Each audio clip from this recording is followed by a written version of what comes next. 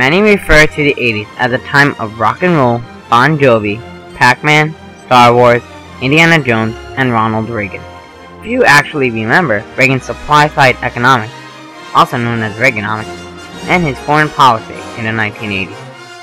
This video will allow you to get a better grasp on Reaganomics, Reagan's political policies, and his foreign policies in Europe and dealing with the Cold War. Ronald Reagan was elected into office in 1981 after President Jimmy Carter. Reagan believed in supply-side economics, where it was believed that lowering tax rates would allow for an increase in employment, productivity, and the national economy as a whole. Reagan also believed in reducing the role of the federal government in state affairs and limiting welfare programs. Reagan believed in supply-side economics, which later became known as Reaganomics, where it was believed that lowering tax rates would allow for an increase in employment, productivity, and the national economy as a whole.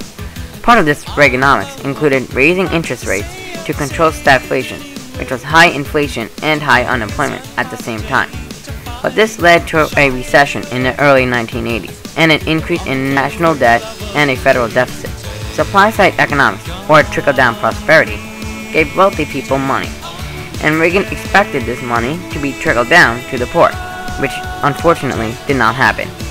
Reagan also eliminated many federal regulations on industry in order to make businesses less competitive. Reagan's foreign policy began when he instated the Reagan Doctrine, which stated that the U.S. would no longer confine itself to containing communism, but would aid anti-communist freedom fighters. Reagan also increased military spending by creating the Star Wars program. No, not that Star Wars. There we go. This program was a defense against nuclear attacks by using lasers.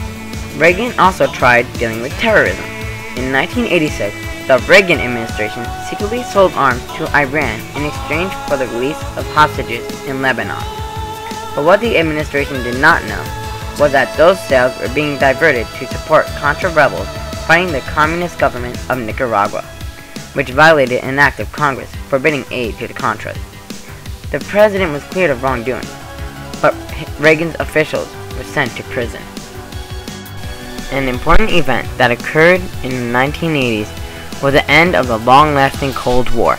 In the late 1980s, Soviet economic and political systems forced their leaders into change, which led to the withdrawal of Soviet troops from Afghanistan and many other communist countries.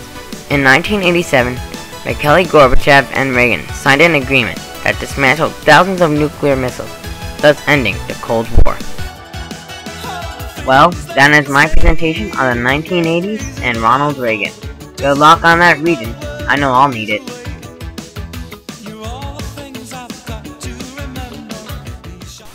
Oh, wait. There's one more fact about Reagan that you need to know for the regions.